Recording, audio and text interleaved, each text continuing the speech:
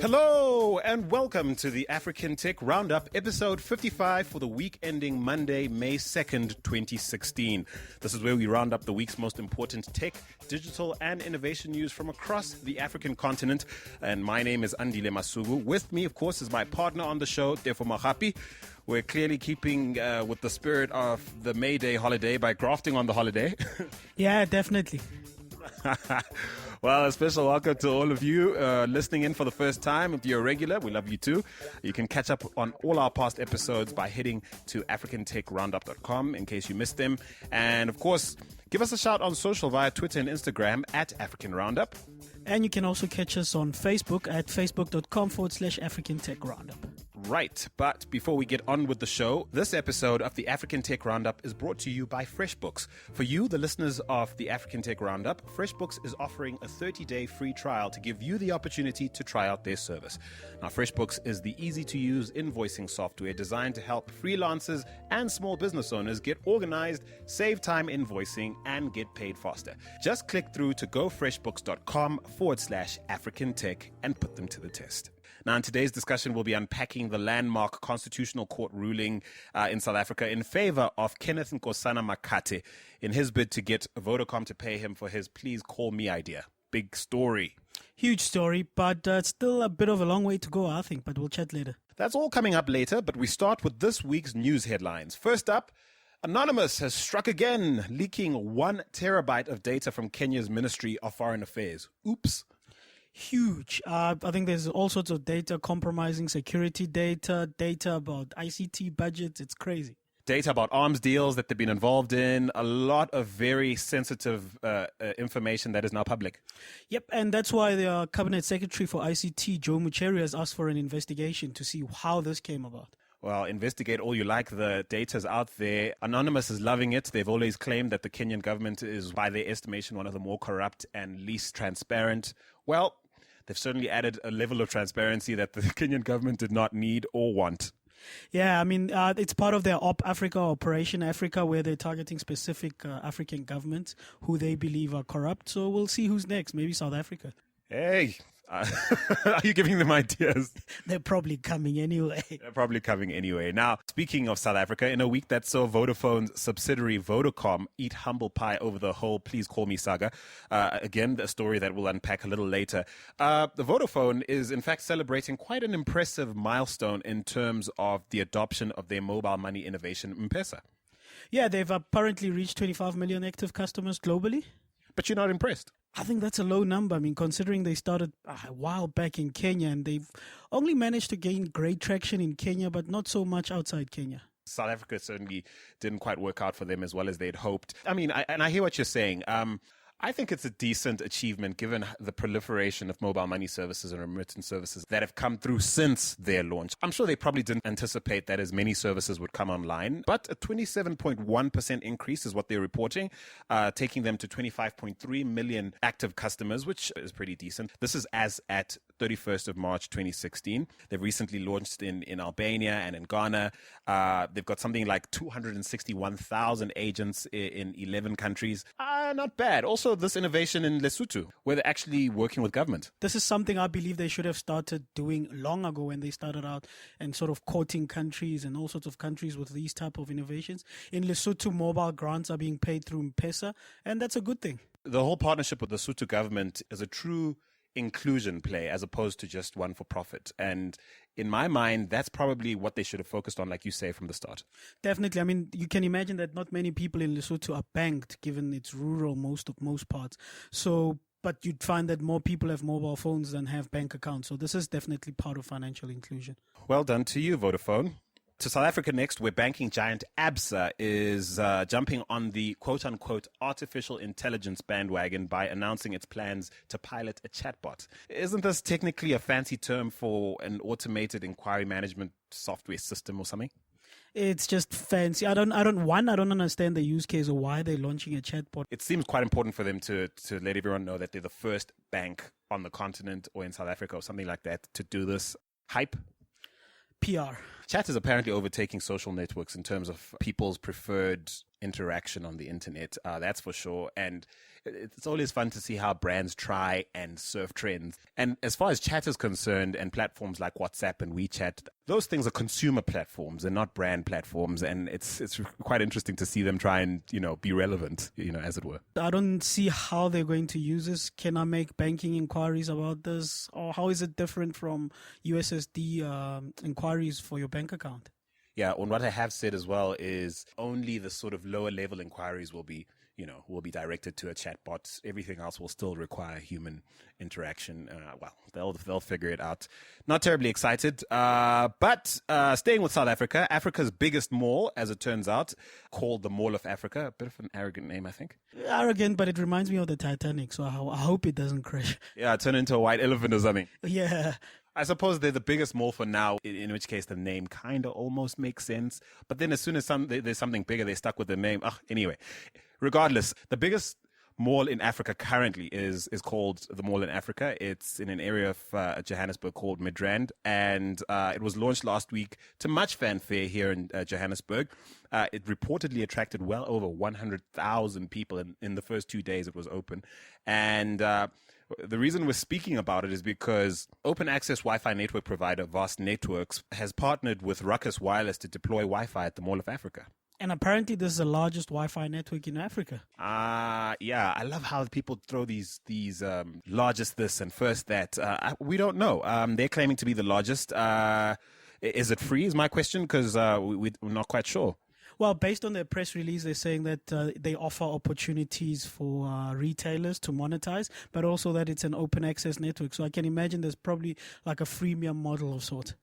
Yeah, I can't imagine 100,000 people would be allowed to connect for free. Can you imagine how much data we'd be talking? Some people would camp out there. Absolutely. Well, listen, if you've been out to the Mall of Africa, I certainly have not. It's been causing traffic all around that area, impacting the N1 between Johannesburg and Pretoria. People complaining about that. But I haven't been there, won't be there in a very long time until at least the hype dies down, or I have a really good reason to go there. But have you been there? Have you enjoyed the free Wi-Fi? Was it fast? Was it good? Let us know. Give us a shout at African Roundup on Twitter. And of course, our email is hello@africantechroundup.com. To Zimbabwe next, where mobile money agents are reportedly running out of physical cash. The country's recent cash crunch is being cited as the reason for this happening, and apparently banks are imposing limits on cash withdrawals to between $200 and $300. And now you'll remember that Zimbabwe no longer uses its own currency. There are multiple currencies that are official tender or accepted tender in the country. The US dollar, of course, is the most widely used. Is this true, though? It is. I mean, mobile money agents have been reportedly saying that they can't fulfill their users' requests for withdrawals. So it's quite interesting. I'm interested, though, to gauge the extent of the problem. So if you are a listener of ours living in Zimbabwe, please give us a shout. Give us a sense of how accurate the reports we're getting are. And if they are true, how bad the shortages are. Again, give us a holler on Twitter at African Roundup, or email us at hello@africantechroundup.com. Right now, for our final story, which will launch us into this week's discussion, South Africa's highest court in the land, the Constitutional Court, has ordered Vodacom South Africa to start negotiations with Kenneth Nkosana Makate to compensate him for the use of his Please Call Me idea, bringing to an end a 15-year legal battle. I don't think it's the end. I mean, they said they need to start negotiations, so I just think this is part of the beginning. Why would you say it's not the end? Surely the only thing that comes next is ching ching. They said start negotiations, so could take a while. In case it's not an innovation in an area where you live in your part of the world, it's really a simple concept. Say you're on a prepaid subscription with your mobile provider and you have a zero balance. The Please Call Me service allows you to send someone an SMS with a brief message and an instruction to call you back, all for free. What brands have been doing for years now is using that as a platform to advertise. So I would receive a Please Call Me from you, therefore saying, Andile, please call me back. And just beneath that, there'd be typically an insurance ad encouraging me to click through to something else. Vodacom has reportedly made billions over this innovation. They have. And just going back to the Constitutional Court ruling, what they've said is that Vodacom needs to start negotiations with him. So I can imagine this can take a while. They still need to evaluate in terms of how much. Both parties need to agree in terms of how much is a fair amount. This could go back and forth and probably end up in courts, probably the High Court or another court, if they don't agree on that. And yeah, it could take a while, as I say. But talking about the Please Call Me service, great idea. But I just wonder these days, do people still use it? I imagine your question is driven by the class you're in. Therefore, I have a feeling that there are many, many people who might still use it or find it useful. Except now that Vodacom has another service that it offers where it actually offers you credit. Something I think up to 10 rands worth of airtime that you use, and then once you reload airtime again, you basically pay it back to Vodacom with a little bit of interest. Also something, incidentally, they're being sued over. We've got that airtime advanced or whatever they call it service, but also the proliferation of things like WhatsApp, which are much cheaper than calling. And also the proliferation of Wi-Fi, again, goes back to the WhatsApp and instant messaging argument. So I'm just wondering if currently people are using it and Vodacom is making as much money off it as they did before. And does this also open a case for for Vodacom to sue other service providers for using the Please Call Me idea? Who came first? That's an interesting question. Now, quite by coincidence, I ran into Candice Goodman of the mobile marketing consultancy Mobitainment. And incidentally, they have an interesting innovation of their own that is almost an innovation on an innovation as far as the callback idea is concerned. And they formed a platform around it. They're calling Quicks Call. Here she is telling me about it. So before you tell me about Quicks Call, tell me what you think about this week's happenings around Nkosana winning this landmark case against Vodacom. Your thoughts? Well, I really take my hat off to him. It's an incredible innovation coming out of Africa. I was in a conference once, and Andisen Subane, the head of marketing at Microsoft, turned around and said to us, some people believe that technology will change Africa. And we all nodded our heads. And then he turned around and said, but we believe Africa will change technology. This is an incredible example of that made to happen. That is beautifully put. And a lot of us were rooting for the little guy, but really, I think, rooting for the continent. So tell me a little bit about Quicks Call. So a Quicks Call is basically a sponsored call. If I would like to send a message to your call, you Andile, but I don't have airtime on my phone, I could send you a Please Call Me, or I could get a brand to sponsor the call from me to you, a free 1-minute call. So how it works is I would dial the usual star numbers like you send a Please Call Me with your number in it, and it would come back to me, say, please go to a quiet place, and we will transfer your free call. And I just need to listen to a 20 or 30-second branded message from the brand telling me whatever they want to say. I can engage with that if I'd like, and then it says, please wait while we transfer your free call. You're going meta on us here because it's an innovation on an innovation. 100%. Well, that's what innovation's about. It's building blocks and just making it better and better. We inspire each other. This definitely strikes me as something I'd want to use. I'd much prefer to get a call through as opposed to wait to find out or hope that someone got a Please Call Me and not know either way unless they called me. All I have to give away is 20, 30 seconds of my life? Yes, so basically it's a brand sponsoring a free 1-minute call in exchange for listening to an ad. So given your background and what Mobitainment has done up till now in the agency space, you'd probably be well positioned to have a sense of how much stock in as far as the platform that the mobile telcos offer to advertisers, how much that platform would deliver over time. Because as we know, Nkosana now has to sit with Vodacom and they need to negotiate on what they owe him. What kind of monies do you think are going to come to the table? Okay, so firstly, we're not an agency. We're just a mobile marketing consultancy. Okay. But I do have an idea of this because we actually use the Please Call Me platform to promote the Quicks Call service. And when we used it, we generated, within 24 hours, 50,000 unique calls. So 50,000 branded ad messages going out there and people getting free calls out there. And funny enough, most of them calling their mom, beside the point. Wow. So that's absolutely fantastic that the brand can give such a social benefit. But to get back to your previous point in terms of what this means in terms of money, the latest estimate I heard is that Vodacom sends out about 38 to 40 million Please Call Me tagged ads a day. Sure. And if the brands do buy that, the minimum rate card that we would be looking at generating is about 200,000 Rand a day.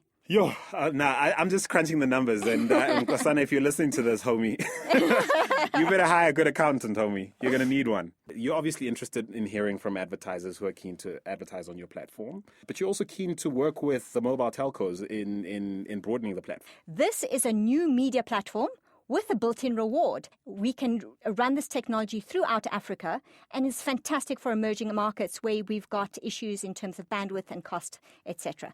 So this is a call out to brands, because you can provide this as a social benefit to your consumers and get your message across. And also for the networks as well, if they're interested in providing an additional service to create a new advertising platform, I think it's fantastic. Where can people reach you to get in touch and learn more about this innovation? Sure. So I think the best would be to go online, www.mobitainment.co.za, MOBITAINMENT. Thank you so much. Candice Goodman of Mobitainment. So by her estimation, Vodacom could have made as much as 200K a day on this innovation for all the years it's been using this service, like times 15 years. That's insane. Because considering, how many people were using it back then, I'm still not convinced these days people use it. That's insane. But I still want to see the methodology that's going to be used, or get an idea of the method that's going to be used to evaluate how much Nkosana must get, considering that it was his idea, but the execution still happened with Vodacom. And then coming back to the judge's ruling, it fingered Alan Knott Craig Sr. and basically called him a liar, essentially, because Alan Knott Craig Sr., of course, I believe one of the co-founders of Vodacom and certainly one of its former CEOs, wrote in his memoir that it was his idea. Well, he's the bad guy here, but the silence of South African media or tech media on this is quite astonishing. Or not so much silence, the lack of noise around what the Constitutional Court said about Alan Knott Craig Sr. is quite astonishing, because he literally just blatantly lied about how the idea originated. Yeah, I agree with you, because, the way President Jacob Zuma has been sort of taken to task in the media, given the Constitutional Court's ruling in his case on non-tech issues and how they've just gone in on him. Alan Knott Craig Sr. certainly is someone who, quite frankly, a darling of the tech world here in South Africa, and well loved, well respected. Turns out he was less than honest about this issue, at least as far as the Constitutional Court is concerned. I'm thinking people talk about it, but certainly he's not being taken to task the way one might expect. That said, I heard on a radio show this last week, Kenneth talking about how he still looks up to the man, still learned a lot, can't take away anything he's achieved or his place in African tech history. I thought that was pretty cool and pretty big of him. That's pretty cool of him. But another thing I'd like us to touch on is how the whole case was financed, because many have said that this is a win for the small guy against the big corporates, and it's actually not, if you look at it properly, because no small guy could afford the amount of attorneys over the years of going to court. Going to court is about 20,000 to 50,000, depending on the attorney or advocate that represents you per day. So it's not really a case of the small guy winning against the big guy, because he had great finance from institutional and angel investors who saw this case as an investment, like a business, if we can put it that way. That also speaks to what you said earlier about the case not being over and the number crunching that's going to go into what he's owed. And when we say he, really we mean they, because he's got lots of backers who will be waiting just as eagerly to see a return on their investment. They will be.